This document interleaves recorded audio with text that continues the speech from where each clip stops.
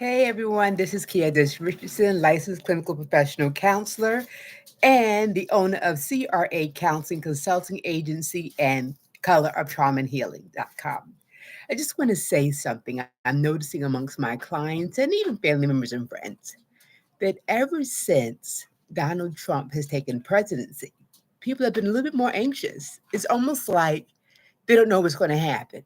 And here's the thing about anxiety anxiety is the body's response to change, but it doesn't say whether it's good or bad. It just says change is here. And because of the past, right, the mind automatically connects to the past and thinks that the past is present.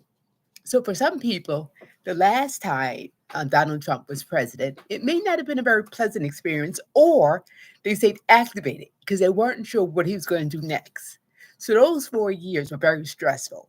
And for some people, those 4 years were stressful because he couldn't do all that he wanted to do, what he had planned on doing, right? And for many people, it was stressful because he made promises that impacted their communities. And stress comes up when there's change. And sometimes the change that comes up is not one that you've chosen. So now we're here in 2025, and now there's talk about tariffs following his presidency, inauguration of his presidency.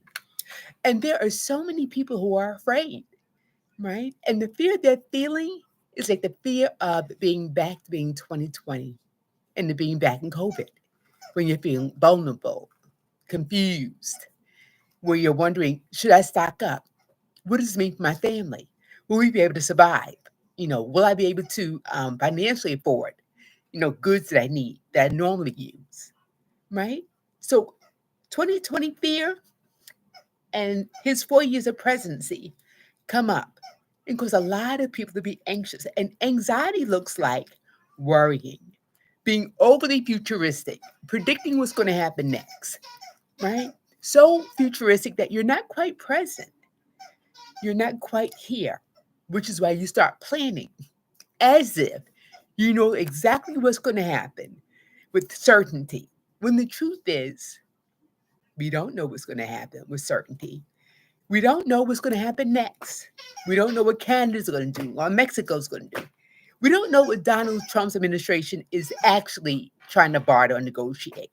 We don't know. But because we had COVID, we know how to be in fight flight mode, right? So a lot of us are thinking, I got to flight, I got to rush, I got to hurry and buy stuff up. Or, or they feel powerless and they become very anxious and very depressed, where they feel like, I can't stop anything.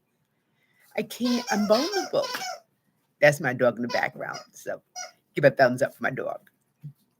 I feel vulnerable and powerless. And if that is you, one of the things I want you to say is, if you're watching this, then you're a survivor of COVID. If you're watching this, you survived the last time he was president. Hey. If you're watching this, you might be so connected to your anxiety about change that you forget that you're resilient enough to deal with change because you survived the last time he was in office and you survived 2 years of COVID. You did. And if you're like me, there are loved ones that you know who didn't survive it. That's real talk, right? And sometimes we're so focused on our fear that we forget to remember who we are and what we did survive. We're so focused on our fear, which puts us ahead, that we can't see our strengths, our resiliency, our ability to adapt, to adjust, our ability to problem solve when the problem shows up. So instead of waiting for the problem to show up, you're already all the way in flight, right? Moving, talking, and then getting with other people and talking about, oh, the doom, gloom, doom, gloom. And I don't know if doom, gloom is coming, but I do know that there is a discussion that Canada made an announcement, and Mexico made an announcement, and Trump made an announcement. And this is February the 6th. And when I looked out my window, nothing had changed. When I went to the supermarket, nothing changed. The color of the sky is still blue. Focus on what has not changed. Don't feed your fear with the future. And don't feed the fear with your self assessment that you're not enough and that you won't be enough to pay for what you need and that your friends won't be enough to show up and support you as this climate changes. Because these are the same people who supported you during COVID.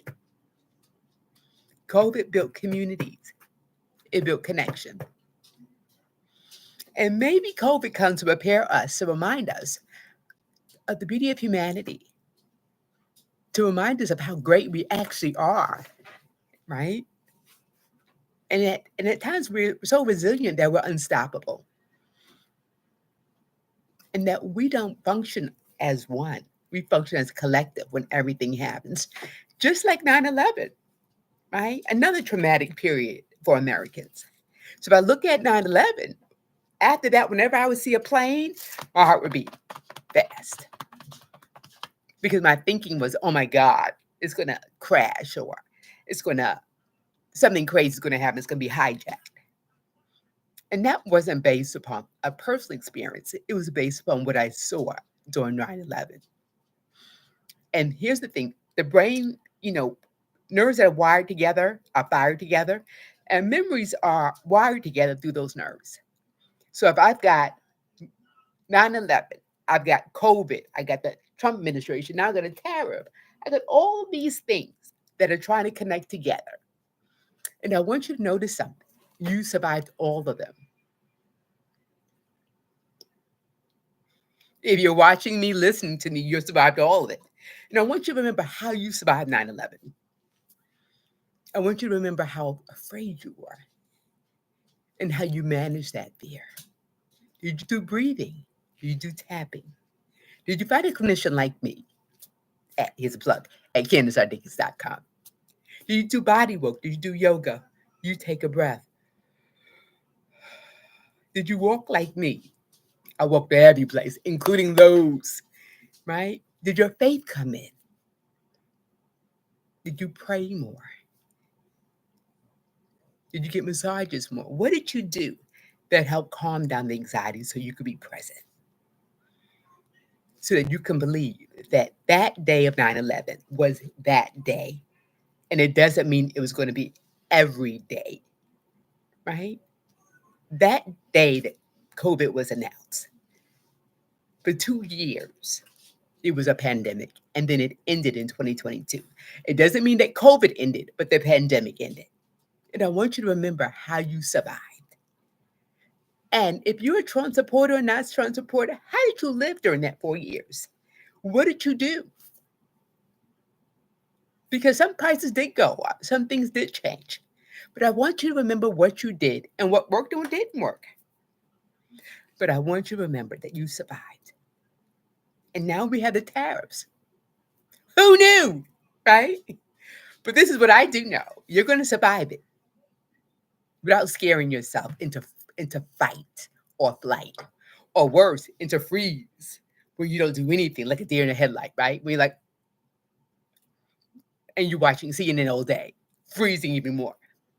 And maybe consider limiting some of your access to media just so that you don't get activated and stay activated. Because activation leads to high blood pressure, tension, difficulty eating, insomnia, all that stuff. And we don't want that in 2025. At least I don't want that for you in 2025, 2026, or whatever year. I do want you to remember that you're a survivor and you're resilient and you're creative. And this is wise part of you that knows what to do in the present. So I don't have to be 5 steps ahead or have plan A, B, C, D, E, F, G, or to make up stuff based on the past. Because sometimes the past history repeats itself, the past repeats itself, and sometimes it doesn't. And what if this is one of those times that it doesn't? I want you to take away that. Think about what helps you get through things, who can help you get through things, what's a resource that you can tap into now, right? What do you know about you and how you dealt with those big things that happened in history? and what you need to remember about you as the world is changing. And we have more talks about tariffs. If you're looking for a clinician, visit me at CandiceRDickens.com. If you identify as she, her, and would like to come to my Sisters Healing Circle group on Wednesdays at 6:30 in person, right? We would love to have you. It's from 6:30 until 8:15, and we journal, we meditate, we talk, we get down, and we release whatever energy that's burdening us. And if you're looking for someone to help you do some body work, because all of this talk about tariffs have triggered fears about COVID and 9/11 and being vulnerable, I have a wonderful yoga and meditation program every Sunday. Check it out, Color Trauma Healing. Look at me, folks. Look at me telling you where to go to get some help. Because this is the thing. When you worry, it shows up in the body, which is why when you get massages, you're tight here, and your back is tight. But if I want to release it, I'll say get a massage or go do yoga. Because yoga is about the breath work, it's about the stretch, right? It's about centering yourself and focusing on the things that you can control, like your breath, your arms, your legs. Fears about not being in control. So find a therapist. If it's me, great. Love to see you. Find a yoga person, a Tai Chi person, a massage person. Find someone that can keep you present, even a spiritual person, a religious person, but someone who can remind you that you and your higher power and the universe work hand in hand. And you were created on purpose to be strong and resilient. You and roaches. I'm just saying. Roaches will be around forever. I'm just saying. Take care, everyone.